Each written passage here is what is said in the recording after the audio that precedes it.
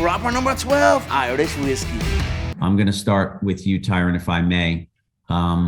Where were you when you got the call about this opportunity? And what were you up to at the time? Were you training? Were you working on another project? What was happening at the time you got the call? When I got the call, I was actually randomly on break. And usually when I'm on set filming, my phone is on silent because obviously I don't want my phone ringing while somebody's rolling a camera. So it was almost perfect timing and alignment when I got the call. So I answered the phone. And I was training at the time. I had already put in my mind and put on the schedule to fight 4 times next year, 4 different forms of combat, and just really be extremely active. So I was already training, already kind of getting battle ready to take a fight in January. And I was on break on set doing a film. So when I got the call, it probably took 20 seconds for me to say yes. And, now we're here. That's terrific. All right, let's go to our first question from Jim Conlon. Jim, please identify your outlet and go ahead. Hi, Tyrone. This is Jim Conlon here from RCB Radio Sport Ireland. Tyrone, I'm just wondering, in terms of the fight, obviously you're delighted to be fighting Jake again, but in terms of Tommy Fury, does that really concern you? Do you think he really backed down for the fight?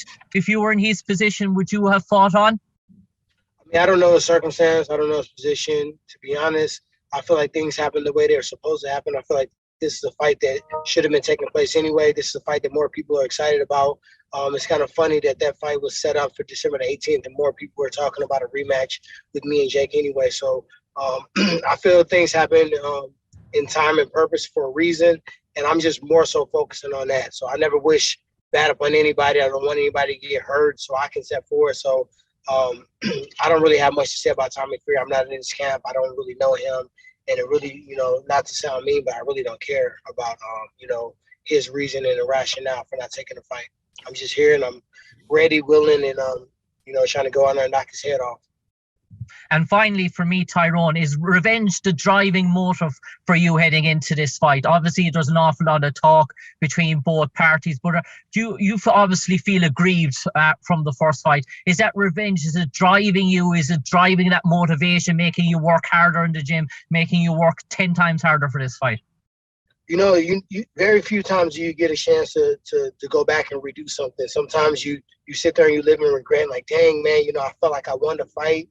Maybe I could have did this a little bit different. Maybe if I would have, threw a few more punches here. So now I get the opportunity to go back and undo what was already done. So that's something that drives me without even any additional money, any additional sold out crowd. So the fact that Jake Paul can walk around and say he beat me fucking just boils my skin and blood and everything inside of my body. So I'm trying to go out there and just make it clear that, I'm the better fighter. I'm the harder puncher, and I'm the professional here. Best of luck, Tyron. Thank you. I think the aptly titled then, Leave No Doubt. So congratulations to Nikisa Badarian and Jake for coming up with that one. Let's go to Damon Martin, MMA fighting. Try that again. Stand by here. Damon Martin, you with us? There you go. Sorry. Tyron, thank you for the time. We've heard that you were preparing for a fight in January. You were in training camp. We heard that maybe you kind of had a feeling that Tommy was going to fall out of the fight. Like, how well prepared are you for this fight? I'm going to look like the better conditioner fighter. And I promise you that when you watch this fight, it won't look like I stepped in on last minute notice. It won't look like he was a person that was prepared and in shape, and I just jumped in for a bag and jumped in the second car. It's going to look like I'm going to be in better shape, just like it was the first time. I was the one that was walking him down. I was the one that, was, really putting him against the ropes. He was the one that was huffing and puffing. So when people start talking about, youth and things of that nature, I think this is going to be the same thing. For me, I didn't have a lot of footage to break down on Jake. I didn't have a lot of sparring sessions. I didn't have a lot of fights. Most of his fights ended fairly quickly. So now I actually been in there with him. I felt his power. I felt the things that, he did well, and also felt the things that I did to him that he didn't like so much. So now I got 8 rounds to break down, make adjustments. And we all know nobody's better at rematching than me.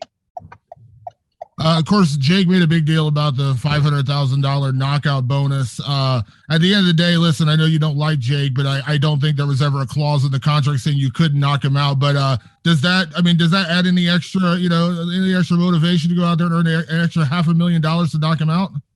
I mean, at the end of the day, you put a bag on your own head. Shit, I'm completely all about taking that free money. So I had plans on doing that anyway. If you want to entice me a little bit more, offer a kid from Ferguson another half a bag to go out there and do what he wanted to do anyway. So yeah, it does put motivation. When people say that I'm not motivated by, placebo on that one too. I'm looking for the car seat. Yeah.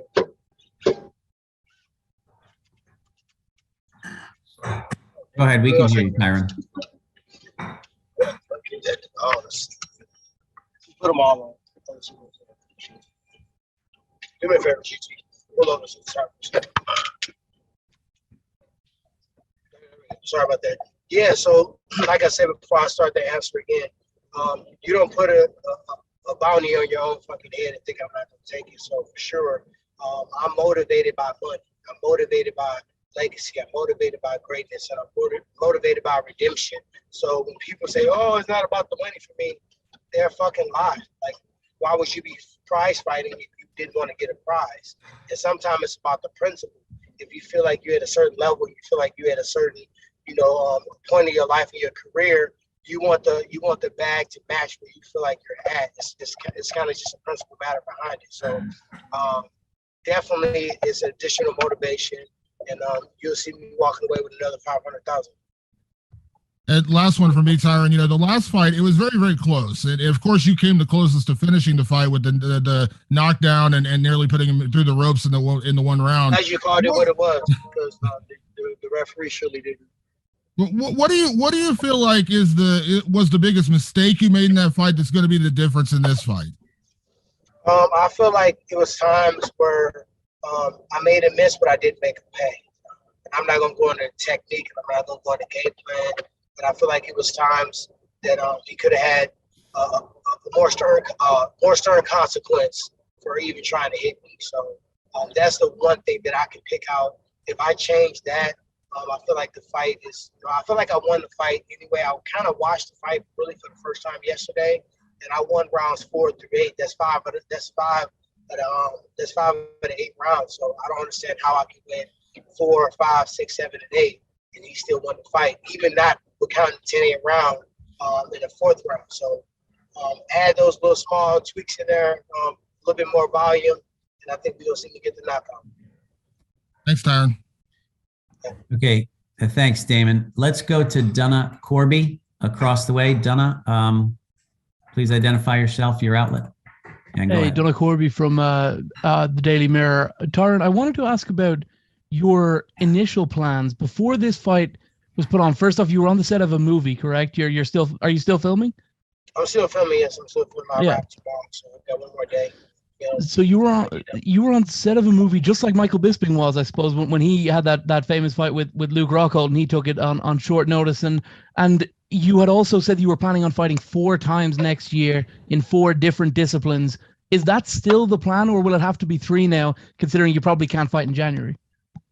No, to be honest, I don't want to look ahead, but I'm not losing to Jake Paul. I didn't lose him to the first time, and this time I'm finishing the fight. I don't want no referee. I don't want no hometown advantage. I don't want no let's let the storyline continue type shit happening at all. So what it's going to do is it's probably going to set us up to fight a 3rd time, and I'm just going to replace the boxing fight I anticipated fight next year. Is going to be a fight with Jake instead. So I'm still going to fight 4 times. I'm still going to fight 4 different forms of combat.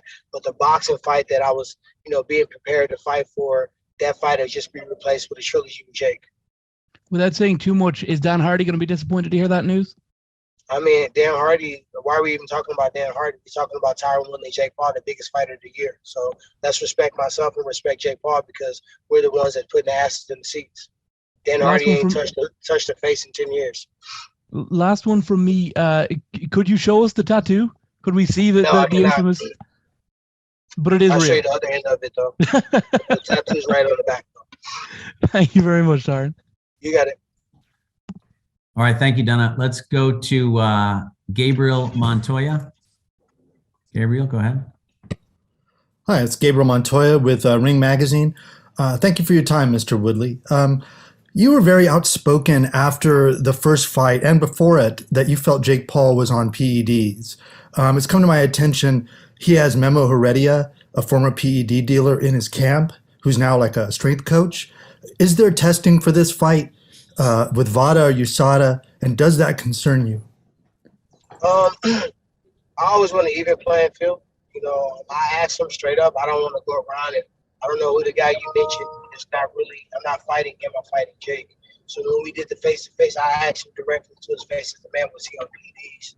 And his answer to me was no. So there will be testing. There's stuff in the contract about testing.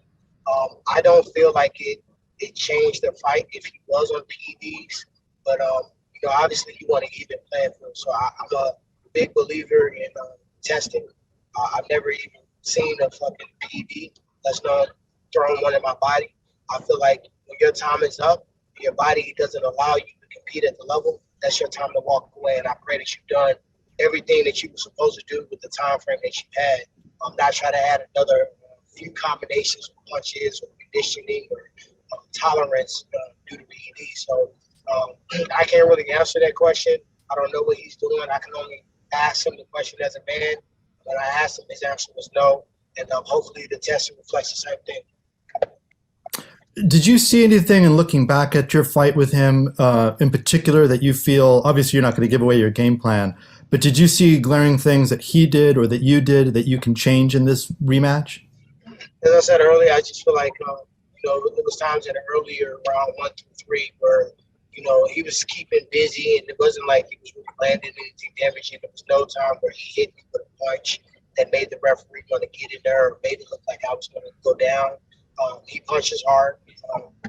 One thing you'll find out about me is I'm going to keep it real. I'm going to keep it straight down the middle no matter what it is. I'm not going to act like Jake Paul does not punch hard. I'm not going to act like he does not have the ability. He does have punching power. And I feel like he hit me with 4 shots that I can actually remember myself. I'm pretty sure if I go back and break down the film, it probably was more than that. But he hit me with punches that I know may have sent others down to the canvas. So with that said, I just got to make him pay a little bit more.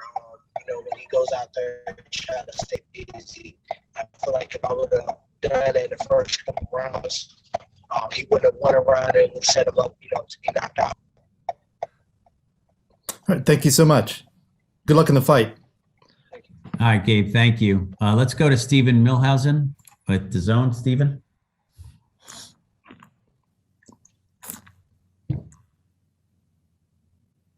Stephen Milhausen, you're live with the press.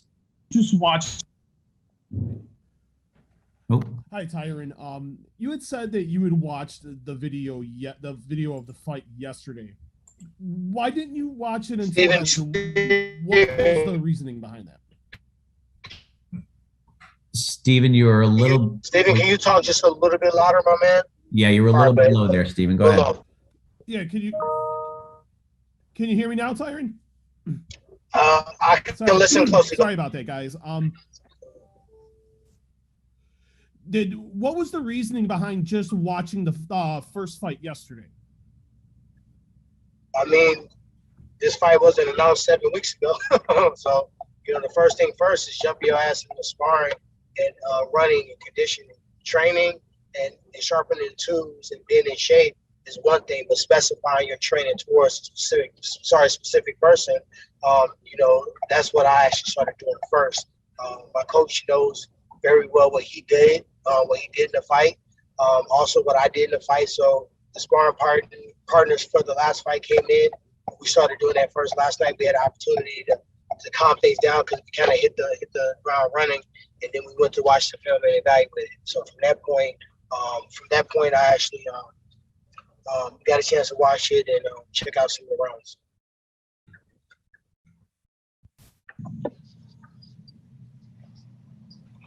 You know, he was very complimentary to you the other day about the fact that you did take the fight, and Do you have any newfound respect for him? The fact that he could have said no, he could have dropped out of the fight.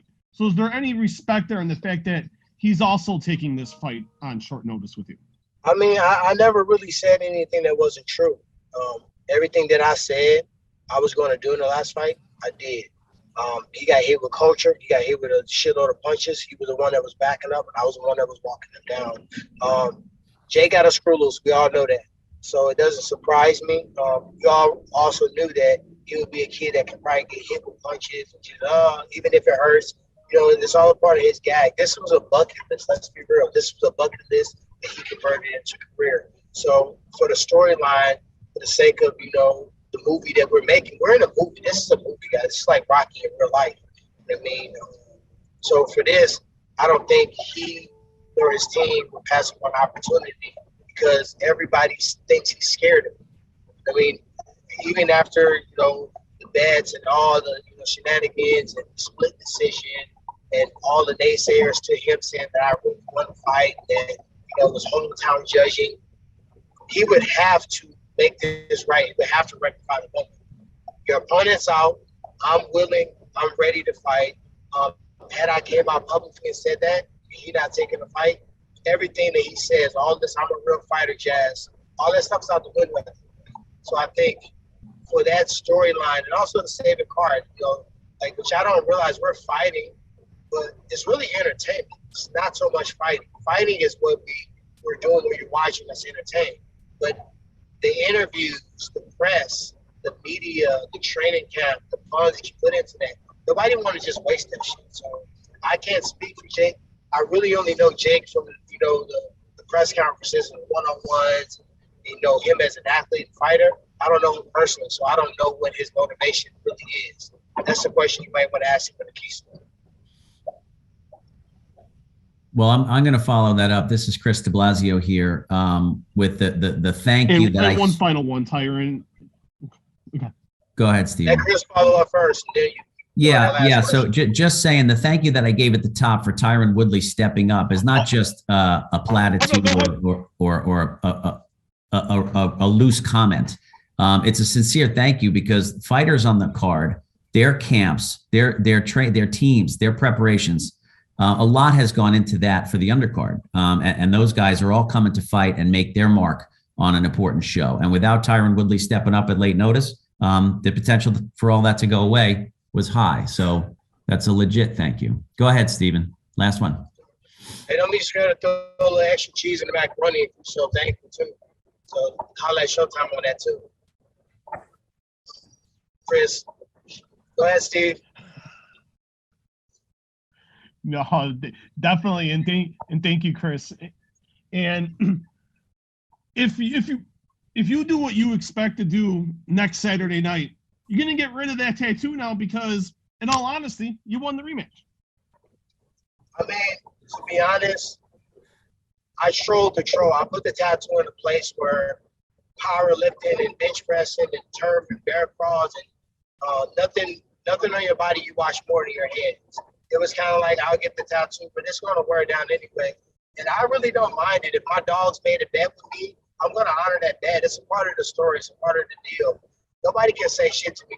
I probably beat your ass anyway. So if anybody in public, I can't believe you have no bet, you're probably broke and you're probably not chasing your dream because you're spending a lot of time on the internet thumbing around and telling me what I should do. So I feel like if he would have lost the bet, I feel like he would have gotten a tattoo, or he would have never made the bet. So it doesn't really bother me. Like my legacy and what I've done in combat sports, and what I'm going to continue to do is submit it. So I'm not really focused on all the naysayers and everything like that. All right, that's great.